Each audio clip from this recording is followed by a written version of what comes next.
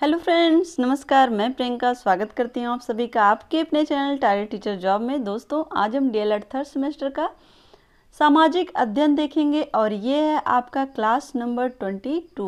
तो दोस्तों, यहाँ पर हम लोग देख रहे हैं इसके पहले अध्याय 7 जिसका नाम है जीवमंडल, प्राकृतिक प्रदेश एवं जनजीवन। दोस्तों, इसमें हम लोगों ने देखा था कि किसी भी भौगोलिक प्रदेश में जलवायु सर्वाधिक महत्वपूर्ण घटक होती है और यह मिट्टी, जंतु और वनस्पतियों को प्रभावित करती है।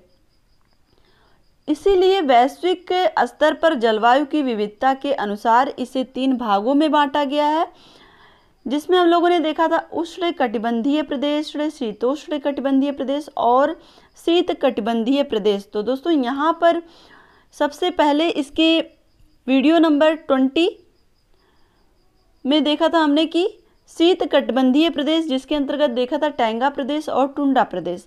और दोस्तों, इसके बाद वीडियो नंबर 21 यानी कि क्लास नंबर 21 में हमने देखा था उष्णकटिबंधीय प्रदेश, जिसके अंतर्गत हम लोगों ने देखा था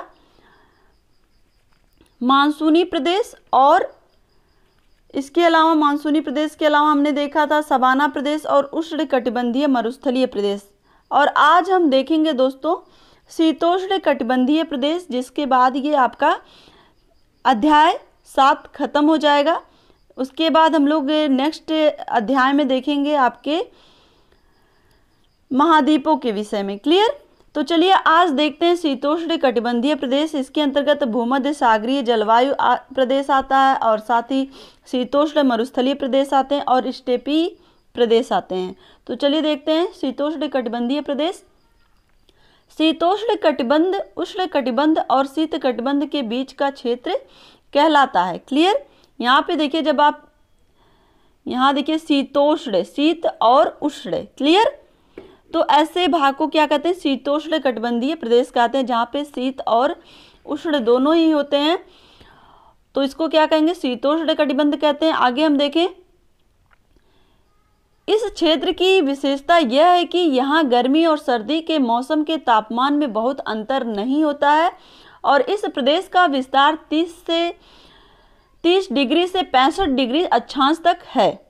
दोस्तों, यहाँ पर इसके पहले वीडियो में हम लोगों ने देखा है कि अक्षांश क्या होता है। जो भी ग्लोब में इस तरह की रेखाएं होती हैं वो अक्षांश रेखाएं होती हैं। क्लियर? तो यहाँ पे 30 डिग्री से 65 डिग्री अक्षांश तक ये आपका शीतोष्णकटिबंध पाया जाता है। यह दोनों ही गोलार्धों में पाया जाता है। दोस्तों, दोनों गोलार्धों का क्या मतलब? आपका ये जो भूमध्य रेखा है बीच में, ये आपका ऊपर वाला उत्तरी गोलार्ध, नीचे वाला दक्षिणी गोलार्ध। तो यहाँ पे कह रहा है कि 30 डिग्री से लेकर के 65 डिग्री अक्षांश तक ये दोनों गोलार्धों में ये यानी कि शीतोष्णकटिबंधीय प्रदेश पाए जाते हैं। क्लियर? आगे हम देखें, तापमान और वर्षा की मात्रा में पर्याप्त अंतर के कारण इस कटिबंध में कई प्राकृतिक प्रदेश पाए जाते हैं। क्लियर? चलिए देखते हैं कौन कौन से प्रदेश हैं। भूमध्य सागरीय जलवायु प्रदेश। दोस्तों, यहाँ पर देखिए कभी कभी कंफ्यूजन होता है, यहाँ पे भूमध्य सागरीय बोल रहा है, भूमध्य रेखीय नहीं बोल रहा है। भूमध्य सागरीय जलवायु प्रदेश, शीतोष्ण मरुस्थलीय प्रदेश और स्टेपी प्रदेश। तो दोस्तों, यहाँ पर हम लोग पढ़ रहे हैं शीतोष्णकटिबंधीय प्रदेश।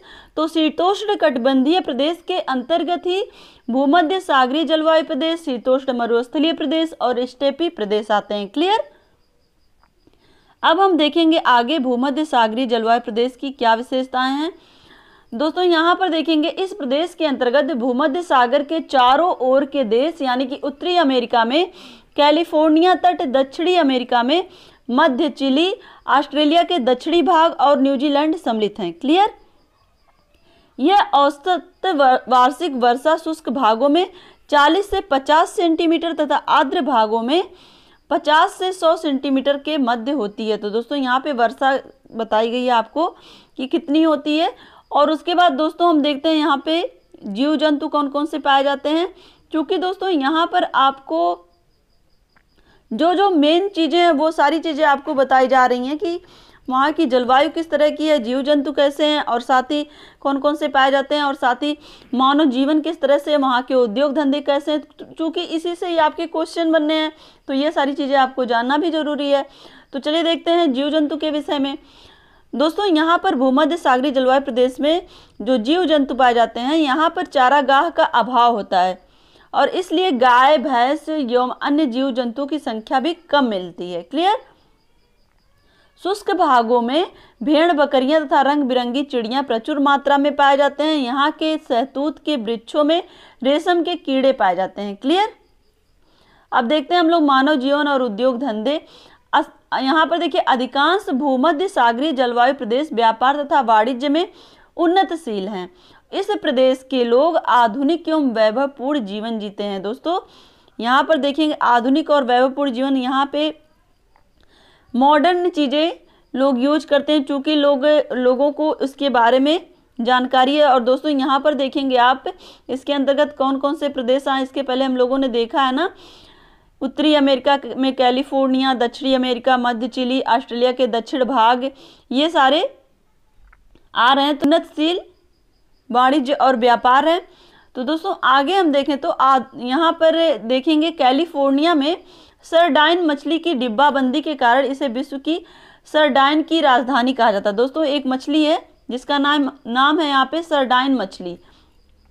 ये मछली विदेशों में सप्लाई होती है, डिब्बाबंदी के कारण इसे विश्व की सरडाइन की राजधानी भी कहते हैं। यानी कि ये जो डिब्बाबंदी का मतलब यहाँ पे क्या है कि यहाँ से मछली की जो सरडाइन मछली है इसकी सप्लाई की जाती है। और दोस्तों यहाँ पर देखिए जो कैलिफोर्निया जगह है ये विश्व में क्यों प्रसिद्ध है, हॉलीवुड फिल्म उद्योग कैलिफोर्निया में है। क्लियर। अमेरिका के कैलिफोर्निया को क्यों अधिक प्रसिद्ध माना गया है, यहाँ पर चूँकि आधुनिक चीज़ों का प्रयोग हो रहा है, साथ ही यहाँ पे सबसे जो प्रमुख उद्योग अगर बात करें तो फिल्म उद्योग जिसको हम हॉलीवुड से जोड़ते हैं, हॉलीवुड की वजह से भी ये प्रसिद्ध है और साथ ही यहाँ पे सरडाइन मछली की वजह से भी ये प्रसिद्ध है। क्लियर। आगे हम देखें, अब यहाँ पर हम लोगों ने देख लिया भूमध्य सागरीय जलवायु प्रदेश। अब हम देखेंगे शीतोष्ण मरुस्थलीय प्रदेश। क्लियर। दोस्तों यहाँ पर देखिए शीतोष्ण मरुस्थलीय प्रदेश महाद्वीपों के आंतरिक भागों में दोनों ही गोलार्धों में 30 से 40 डिग्री अक्षांशों के मध्य ये स्थित है। क्लियर। यहाँ पे ग्रीष्म काल में तापमान लगभग 40 डिग्री तक होता है तथा औसत वर्षा 25 सेंटीमीटर तक होती है। यहाँ की जलवायु अति शुष्क है जिसके कारण प्राकृतिक वनस्पतियाँ, घास एवं कटीली झाड़ियाँ उगती है। तो दोस्तों जैसे कि नाम से ही लग रहा है कि ये मरुस्थलीय प्रदेश है तो इसके अंतर्गत मरुस्थल आएंगे। तो मरुस्थल में आपको पता ही है कि बारिश बहुत कम होती है। यहाँ पर देखिए लिखा भी है कि जो औसत वर्षा होती है वो 25 सेंटीमीटर तक होती है। क्लियर। अब आगे हम देखें यहाँ पे जीव जंतु कौन से पाए जाते हैं। ईरान तुल्य इस प्रदेश में पाए जाने वाले समस्त जीव जंतु यहाँ की घासों एवं वनस्पतियों पर निर्भर रहते हैं। यहाँ पर पाए जाने वाले पशुओं में भेड़, बकरियां, खच्चर, टट्टू, तिब्बती भैंसे इत्यादि हैं और इससे दुग्ध, ऊन तथा मांस प्राप्त होता है। क्लियर। तो दोस्तों यहाँ पर हम लोगों ने देख लिया जीव जंतु के विषय में और अब हम चलते हैं मानव जीवन और उद्योग धंधे के विषय में देखते हैं। यह प्रदेश पिछड़ा होने के कारण जनसंख्या विस्तार बहुत ही विरल पाई जाती है। यहाँ जीवन यापन पशुओं के दुग्ध, मांस तथा वनोत्पाद पर निर्भर होता है। वर्षा कम होने के कारण कृषि कार्य नहीं हो पाता है। चूँकि दोस्तों ये मरुस्थलीय प्रदेश के अंतर्गत आते हैं तो यहाँ पे वर्षा कम होती है, तो यहाँ पर देखिए इस वजह से यहाँ पे कृषि करना संभव नहीं हो पा रहा है। और गेहूं की खेती ऑस्ट्रेलिया के मरे व डार्लिंग नदी के बेसिन में होती है। तो जो भी यहाँ पे मरुस्थलीय प्रदेश है अगर वहाँ पे आसपास नदियाँ हैं तो वहाँ पे नदियों की वजह से सिंचाई वगैरह पर्याप्त हो पाती है जिसकी वजह से कृषि संभव हो पाती है। तो दोस्तों यहाँ पर देखेंगे चूँकि ऑस्ट्रेलिया में जो मरे और डार्लिंग नदी है इसकी वजह से वहाँ पे गेहूं की खेती हो पाती है। तो दोस्तों यहाँ पे इस तरह के भी क्वेश्चन पूछे जाते हैं कि ये जो मरे व डार्लिंग नदी है ये कहाँ की है। क्लियर। तो ये कहाँ की है, ऑस्ट्रेलिया की है। आगे हम देखते हैं। अब दोस्तों यहाँ पे तीसरा पॉइंट है आपका शीतोष्ण कटिबंधीय प्रदेश के अंतर्गत स्टेपी प्रदेश। ये बहुत ही महत्वपूर्ण है दोस्तों। क्योंकि इससे बहुत ही क्वेश्चन पूछता है। इस प्रदेश का विस्तार उत्तरी एवं दक्षिणी गोलार्ध में 30 से 45 अक्षांशों के मध्य महाद्वीपों के आंतरिक भागों में स्थित है। दोस्तों यहाँ पर आपको जो ग्लोब है उसमें आप अक्षांश रेखाएं देखेंगे तो वहां पे साइड में आपको ये सारी चीजें मानचित्र में आप देखेंगे तो और अच्छे से क्लियर लिखा रहता है कि जो आपकी बीच की रेखा होती है यानी कि भूमध्य रेखा, उसके ऊपर और नीचे दोनों ही जगहों पे आपको थोड़ी थोड़ी दूर पे आपको वो चीज़ें लिखी हुई मिलती हैं जिसमें आपको जीरो, जो भूमध्य रेखा होती है वो 0 डिग्री अक्षांश की रेखा होती है, उसके ऊपर और नीचे आपको अक्षांश बढ़ते दिखेंगे। क्लियर? तो इस तरह से आपका पूरा सारी चीज़ें क्लियर हो जाएंगी जब आप मैप के सहारे चीज़ों को समझने की कोशिश करेंगे। क्लियर? तो यहाँ पर देखेंगे जो स्टेपी प्रदेश है उसका जो विस्तार है वो उत्तरी एवं दक्षिणी गोलार्ध में यानी कि दोनों गोलार्ध में 30 डिग्री से 45 अक्षांशों के मध्य महाद्वीपों के आंतरिक भागों में ये स्थित है। क्लियर? आगे हम देखेंगे स्टेपी प्रदेश को अलग अलग क्षेत्रों में अलग अलग नाम से संबोधित किया जाता है। तो दोस्तों स्टेपी क्या है? एक घास है दोस्तों। ये घास अलग अलग क्षेत्रों में अलग अलग नाम से जानी जाती है। और दोस्तों इससे यही क्वेश्चन भी बनता है कि स्टेपी को यूरेशिया में क्या कहते हैं, स्टेपी को उत्तरी अमेरिका में क्या कहते हैं, दक्षिणी अमेरिका में क्या कहते हैं, अफ्रीका और ऑस्ट्रेलिया में क्या कहते हैं। दोस्तों इसीलिए ये सारी चीज़ें मैंने क्लियर करके आपको लिखा दी है कि जिससे आप अगर आपके 1 वर्ड्स में क्वेश्चन आए तब भी आप आराम से कर लेंगे।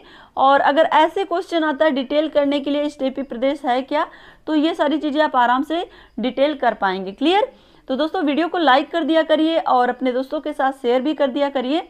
और अगर आप चैनल पर नए हैं तो प्लीज़ चैनल को सब्सक्राइब करके बेल आइकन बटन को जरूर प्रेस कर दिया करिए। और दोस्तों आपके ये वीडियोज की लिंक आपको डिस्क्रिप्शन में मिल जाती है। साथ ही आपको टेलीग्राम चैनल पर टारगेट टीचर जॉब के नाम से PDF भी मिलता है और सारे लिंक भी वहाँ पे आपको मिल जाएंगे। तो आपको जहाँ भी सुविधा हो आप वहाँ से अपनी पढ़ाई करिए। बस दोस्तों थोड़ा सा मेरा भी सपोर्ट करिए कि हम आपके लिए इतना टाइम मैनेज करके आपके लिए अगर वीडियोज लाते हैं तो आपका भी थोड़ा सा ये फ़र्ज है कि आप मेरे लिए लाइक और कमेंट और साथ ही शेयर ज़रूर किया करिए। क्लियर दोस्तों? तो चलिए यहाँ पर देखते हैं स्टेपी को अलग अलग जगहों पे अलग अलग नाम से जाना जाता है। देखिए यूरेशिया में स्टेपी को स्टेपी कहा जाता है, उत्तरी अमेरिका में इसे प्रेरी के नाम से जाना जाता है, दक्षिण अमेरिका में पंपास के नाम से जाना जाता है और दक्षिण अफ्रीका में से वेल्ड के नाम से जाना जाता है और ऑस्ट्रेलिया में से डाउन्स के नाम से जाना जाता है। दोस्तों ये आपके टेट सुपर टेट ये क्वेश्चन बहुत ही महत्वपूर्ण हो जाते हैं कि पंपाज किस क्षेत्र में स्टेपी को जाना जाता है और वेल्ड किस क्षेत्र में जाना जाता है, तो डाउन्स किस क्षेत्र में जाना जाता है। तो दोस्तों अगर आप एक बार इसे अच्छे से पढ़ लेंगे तो ये आपके आज ही नहीं केवल काम आएगा, आपके इसी एग्जाम में केवल नहीं काम आएगा बल्कि आपके टेट और सुपर टेट की तैयारी भी होगी। दोस्तों मैं बार बार आपसे कहती हूँ कि आप ये मत सोचिए कि आपके पास अभी बहुत समय है। समय कभी भी आपके पास पर्याप्त, हम ये नहीं कह सकते कि हमारे पास बहुत समय है, क्योंकि दोस्तों चीज़ें कब टाइम आपके ख़त्म हो जाता है आपको पता ही नहीं चलता कि सारी चीज़ें कितनी जल्दी जल्दी समाप्त हो गई। तो इसलिए आप अभी से ही तैयारी में जुट जाइए। आप ये सोच के चलिए कि मुझे अगर शिक्षक बनना है तो मेरी तैयारी आज से होगी, तभी हम बेहतर अपने लिए कर पाएंगे, क्योंकि दोस्तों कंपटीशन तो और टफ होता जाएगा आगे। तो इसलिए अपनी तैयारी को मजबूत करिए और साथ ही अपने जो भी आपकी डिग्री है उसमें भी अच्छे से अच्छे मार्क्स लाने की कोशिश करिए, क्योंकि एक एक नंबर आपके लिए बहुत ही ज़्यादा वैल्यूएबल है। तो अभी से आप इतनी मेहनत करिए। तो चलिए यहाँ पे देखते हैं ये सारे जो घास हैं, यहाँ पे अलग अलग नाम से ये घास जानी जा रही है और इसके नाम से ये वहाँ पे प्रसिद्ध है जो स्टेपी है। आगे हम देखें यहाँ पे जंतु यानी कि जीव जंतु किस तरह से कौन कौन से पाए जाते हैं। इस प्रदेश में शाकाहारी तथा मांसाहारी दोनों ही प्रकार के पशु मिलते हैं। गाय, भेड़, बकरी एवं घोड़े प्रमुख शाकाहारी पशु हैं। ऑस्ट्रेलिया में एमू तथा हिंगो एवं खरगोश प्रमुख रूप से मिलते हैं। यहाँ की घास भूमियों में अनेक प्रकार के जीवों की प्राकृतिक आवास है और इसमें नखदंती सरीसृप तथा पक्षी सम्मिलित हैं। एशिया के स्टेपी प्रदेश में बारहसिंगा, जंगली गधे, घोड़े, भेड़िए आदि पाए जाते हैं। क्लियर। आगे हम देखें मानव जीवन और उद्योग धंधे। इस प्रदेश का प्रमुख व्यवसाय पशुपालन है। दोस्तों एक चीज यहाँ पर आप नोटिस किए होंगे कि जहाँ पे जिस तरह की जलवायु है, जिस तरह से वहाँ पे अलग अलग कटिबंध के अकॉर्डिंग हम लोगों ने ये देखा कि उसी के अकॉर्डिंग ही वहाँ पे जीव जंतु पाए जा रहे हैं, उसी के अकॉर्डिंग ही वहाँ पे व्यवसाय हैं। और अगर सही जलवायु है, सही वहाँ पे अनुकूल दशाएं हैं, तभी वहाँ पे मानव जीवन है, यानी कि तभी वहाँ पे लोग निवास कर रहे हैं। क्लियर। तो इस तरह से अगर हम देखें तो यहाँ पर देखिए मरुस्थलीय प्रदेशों में किस तरह के जीव जंतु पाए जा रहे हैं, और जो भी घास से संबंधित प्रदेश है, जैसे यहाँ पे हम लोग स्टेपी के विषय में पढ़ रहे हैं, तो यहाँ पे देखिए किस तरह के जीव जंतु पाए जाते हैं। तो एक तरह से आप चीज़ों को कनेक्ट करके पढ़ने की कोशिश करिए तो बहुत ही आसान हो जाएगा आपके लिए। क्लियर। जैसे हम लोगों ने पढ़ा था टैंगा और टुंड्रा प्रदेश से शीत कटिबंध के अंतर्गत, तो उसमें देखा था हमने किस तरह के जंतु पाए जा रहे थे। जो भी जीव जंतु थे उसमें बड़े बड़े उनके शरीर पर बाल, मतलब ऐसे तरह के जीव जंतु पाए जाते हैं। चूंकि वहाँ पे ठंड अधिक है तो ठंड के अकॉर्डिंग इस उनके शरीर की बनावट भी ईश्वर ने उन्हें ऐसे ही बनाया भी है। क्लियर। तो यहाँ पर इस सारी चीज़ों को आप कनेक्ट करके पढ़िए तो बहुत ही आसान होगा। यहाँ पर देखिए अब हम देखते हैं इस स्टेपी प्रदेश के अंतर्गत मानव जीवन और उद्योग धंधे के विषय में। इस प्रदेश का प्रमुख व्यवसाय पशुपालन है। चूंकि दोस्तों यहाँ पर देखिए घास मिल रही है तो यहाँ पर ऊन और मांस का व्यापार होता है। कृषि के अंतर्गत वर्षा वाले भागों में गेहूं, जौ, मक्का, कपास, चुकंदर तथा सूरजमुखी का उत्पादन किया जाता है।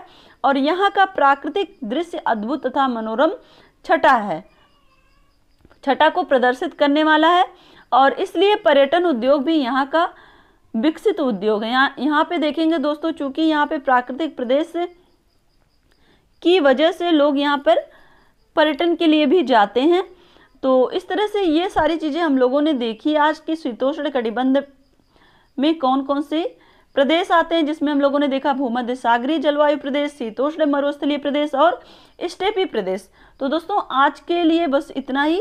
वीडियो को लाइक कर दीजिएगा और कमेंट करके हमें ज़रूर बताइए करिए कि हमारा ये प्रयास आपको कैसा लगता है। और दोस्तों आज का प्रश्न है कि आपके लिए उत्तरी अमेरिका में स्टेपी को किस नाम से जाना जाता है। फिर से क्वेश्चन सुनिए, उत्तरी अमेरिका में स्टेपी घास को किस नाम से जाना जाता है। क्लियर। तो इसी तरह से आप अपनी मेहनत जारी रखिए दोस्तों। हमेशा अपने लिए टाइम बचाइए, पढ़िए, मेहनत करिए, क्योंकि दोस्तों अगर आपको अपनी मंजिल पानी है तो उसके लिए जब तक आप खुद नहीं संघर्ष करेंगे आपका सपोर्ट कोई नहीं करेगा। जब आप अपने लिए खुद सपोर्ट करेंगे, अपने लिए खुद टाइम मैनेज करेंगे, आपके पास टाइम पर्याप्त रहेगा। तो इसी तरह से आप अपनी मेहनत जारी रखिए, अपना ध्यान रखिए, अपनों का ध्यान रखिए, अपने आसपास सफाई रखिए। हमसे जुड़ने के लिए थैंक यू सो मच। जय हिंद।